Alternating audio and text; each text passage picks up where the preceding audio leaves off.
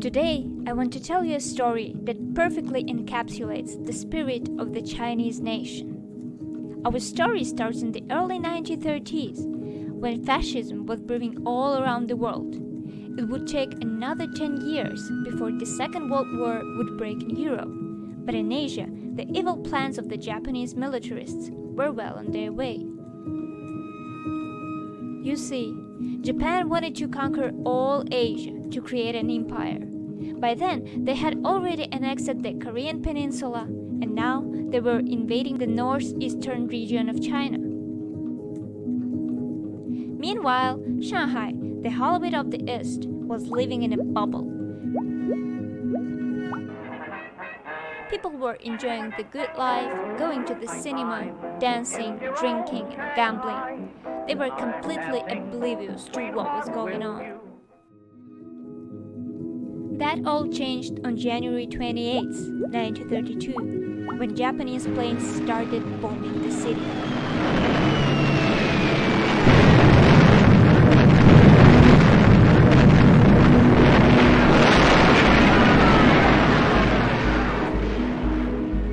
A day that will forever live in infamy as the aerial bombing of a civilian population in history. The bubble had bursted. Frustrated by the inaction of the nationalists, young intellectuals, filmmakers, and musicians joined the ranks of the Communist Party and decided to use their talents to inspire the people to join an army to fight against the Japanese. Some of these left-wing filmmakers opened a new film department inside the Denton Sound Equipment Company. With the new sound technology from the Denton Company, they could incorporate music to the films and create a stronger reaction in the audience. A lyricist, Tunghayan, was put in charge of writing the script for the movie Children of Troubled Times.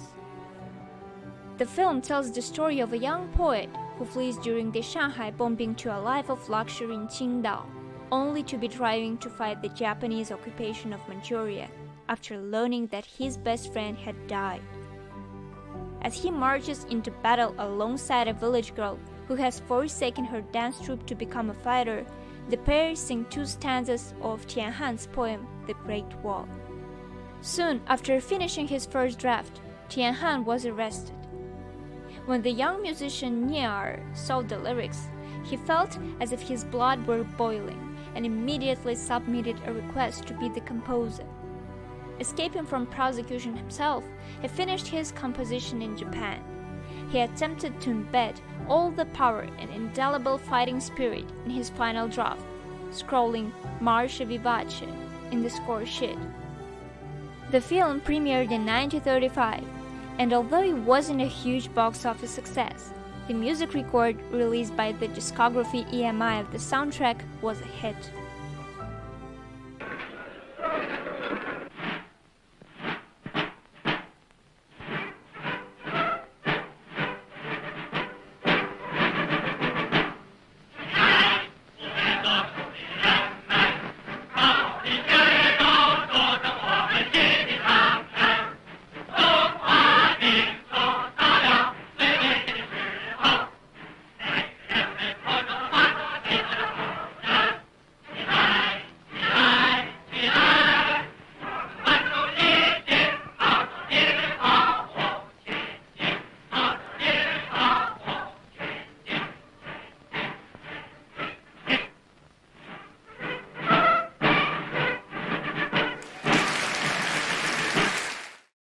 The main theme song, March of the Volunteers, went viral mostly with the help of the mass singing clubs organized by Liu Liangmo.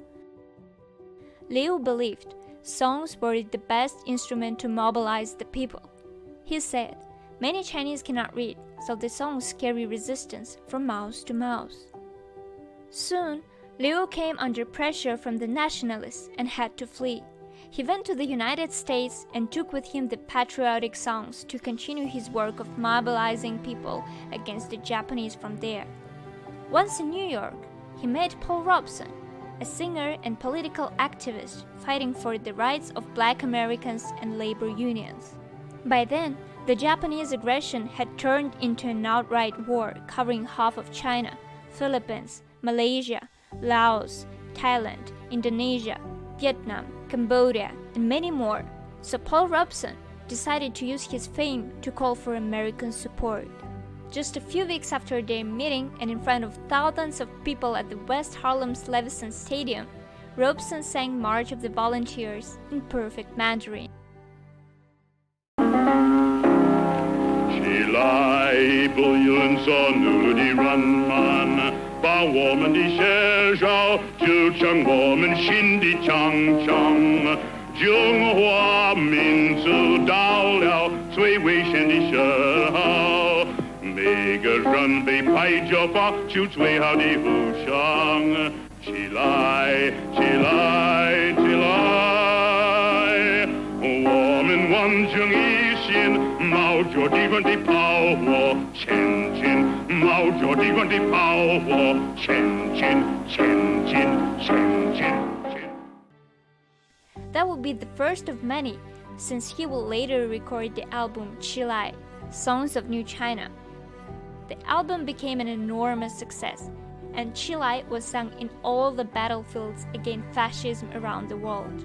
For many years, the song became a symbol of unity against evil, the belief in victory, and the dream of a bright future. That's why, when after the war, Liu was summoned back to China by the new government of the Communist Party to attend the deliberation on what should be the national anthem for the new People's Republic of China, he already knew in his heart which song they should pick.